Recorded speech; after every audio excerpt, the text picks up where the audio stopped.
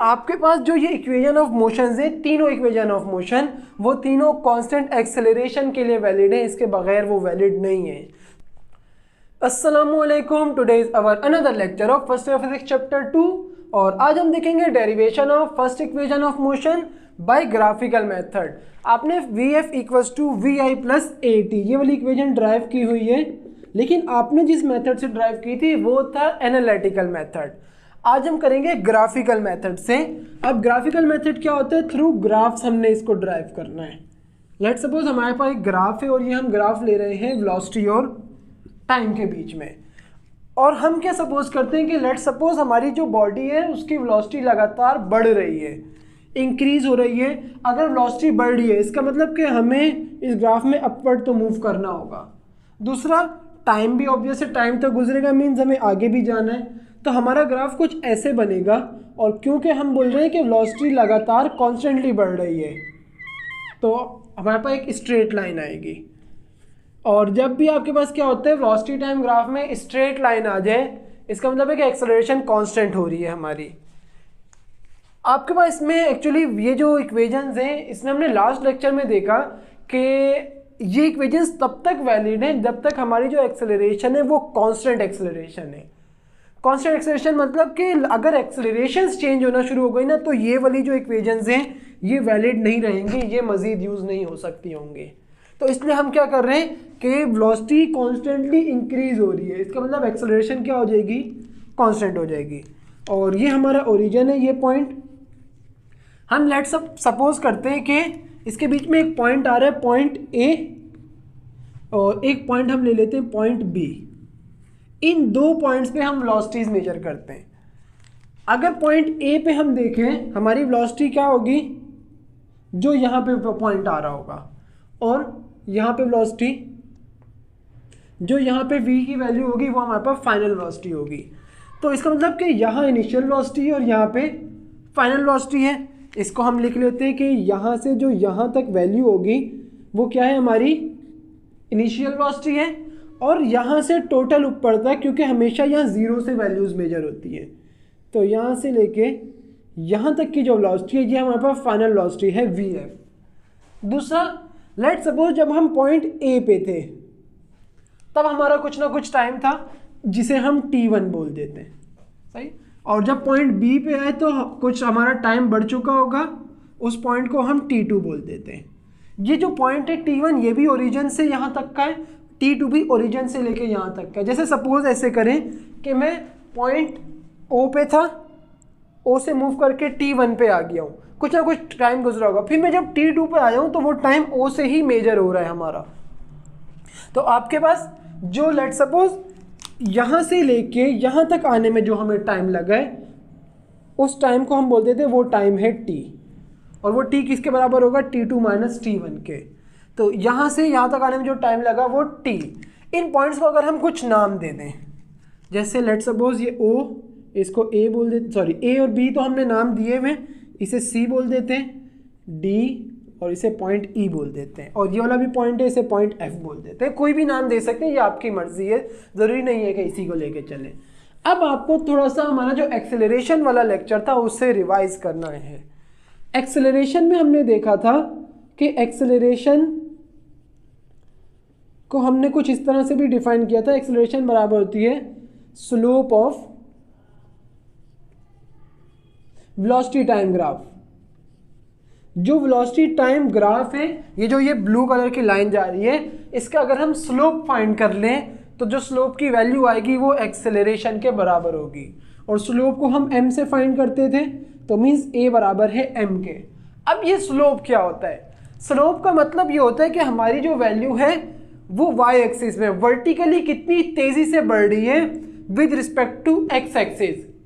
जैसे क्या हुआ, हमने यहाँ पे ना कोई इंटरवल बनाया, इसको अलग से बना लेते हैं। एक लाइन ऐसे जा रही थी और एक लाइन ऐसे जा रही है, हमने दोनों को सेम इंटरवल्स पे देखा यहाँ पे, सही। तो आपके पास क्या होगा कि इन इंटरवल्स में ये वाली लाइन सिर्फ इतनी सी ऊपर गई है और ये वाली लाइन कुछ ज़्यादा ऊपर गई है, ये देखें यहाँ डिस्टेंस ज़्यादा है। तो एक्स एक्सिस के रिस्पेक्ट से वाई एक्सिस में कितनी बॉडी ऊपर जा रही है इसे एक्चुअली हम स्लोप बोलते हैं। اور اس کا فارمولا ہمارے پاس ہوتا ہے, ہمیں یہ بات بتائے کہ سلوپ جو ایم ہے یہ سلوپ ہے, اس کا فارمولا ہوتا ہے رائز ڈیوائڈیڈ بائی رن, کہ ہماری باڈی کتنا اوپر گئی ہے وہ ڈسٹینس ڈیوائڈیڈ بائی کتنی ورٹیکل میں گئی ہے وہ رائز ہے, کتنا ہارزونٹل میں گئی ہے وہ رن ہے. ہم نے اپنی باڈی کی جو موشن ہے وہ پوائنٹ اے سے اسٹارٹ کی ہے, دیکھنا کہ پوائنٹ اے پہ باڈی کی velocity initial velocity, point B پہ ویلوسٹی فائنل ویلوسٹی ہے. تو اگر ہم دیکھیں انیشیل ویلوسٹی یہاں پہ جب پوائنٹ اے پہ تھے تو ہم کتنا رائز ہوئے ہوئے تھے, یہاں پہ اس پوائنٹ کے بعد ہم کتنا رائز ہو گئے اے کے بعد. ہم نے اپنی موشن یہاں سے دیکھنا شروع نہیں کی, یہاں سے دیکھنا شروع کیا پوائنٹ اے سے, اور پوائنٹ اے سے موو کر کے مینس یہ ورٹیکل میں کتنا ڈسٹینس آیا ہمارا اے کے رسپیکٹ سے ڈی ای, ایسا ہی ہے نا, یہ رہا ہمارا ورٹیکل ڈسٹینس ڈی ای. تو ہم کیا کریں گے, رائز کی جگہ کیا آ جائے گا distance D E divided by point اے سے ہم ہارزونٹلی کتنا گئے, یہ والی لائن کے برابر, یہ ڈسٹینس ہمارا ہارزونٹل یہاں سے یہاں تک ہارزونٹل ڈسٹینس ہے, اور یہاں سے یہاں تک کا یہ ورٹیکل ڈسٹینس ہے. ہارزونٹل ڈسٹینس کس کے برابر ہے, ایف سی. تو یہاں ہمارے پاس آ گیا ایف سی. یہ ہمارے پاس کیا آ گیا, ایکسلریشن کے لیے ہم نے سلوپ کا فارمولا دیا. سلوپ کیا ہے, رائز اپون رن نا. رائز کتنا کیا ہے اے سے لے کے یہ ریڈ لائن تک, یہ دیکھیں اس کے ہم سیدھا سیدھا آ رہے ہیں, یہ رائز ہے ہمارا کس کے برابر ہے, ڈی ای کے, اور رن اس سے سیدھا سیدھا آ جائیں گے, یہ ہمارے پاس رن آ گیا ایف سی. تو ہم نے اسی کو دیکھ کے یہاں لکھ دیا اے برابر ہے D E upon F C کے. اب اگر ہم دیکھیں یہ جو ڈی ای ڈسٹینس ہے اس کے لیے ہمیں کچھ کرنا ہے. اگر میں یہ پورا او ای, او سے لے کے ای تک کا ڈسٹینس دیکھتا ہوں, ڈسٹینس او ای یہ کس کے برابر ہے, او ای distance O D plus D E, یہ ٹوٹل ڈسٹینس یہ O D plus D E کے برابر ہے. تو کیا میں یہ بات لکھ سکتا ہوں کہ او ای برابر ہے O D plus D E کے, ایسا ہی ہے نا. اب یہ او ڈی ڈسٹینس کس کے برابر ہے, یا اس سے پہلے ہم رکھ لیتے ہیں, یہاں پہ آسانی رہے گی, ڈی ای یا بلکہ کر لیتے ہیں او ای ڈسٹینس, او ای یہ کس کے برابر ہے, او ای ڈسٹینس وی ایف کے. اس او ای کی جگہ پہ ہم نے وی ایف لکھ دیا, وی F equals to O D کس کے برابر ہے, وی آئی کے, اس کی جگہ پہ وی آئی لکھ دیا, plus D E, D E کو ڈی ای رہنے دیتے ہیں, ضرورت نہیں ہے اسے چیز. اب کیا کرتے ہیں, یہ وی آئی پلس کا اگر اس طرف آ جائے تو مائنس کا ہو جائے گا, تو ہمارے پاس آ جائے گا وی F minus we I equals to D E, ایسا ہی ہے نا. اچھا دوسری چیز, ڈینومینیٹر میں ڈسٹینس آ رہا ہے ایف سی, تو ایف سی ڈسٹینس کس کے برابر ہے, ٹائم ٹی کے. تو ہم نے لکھا as we know that F C distance برابر ہے ٹائم ٹی کے.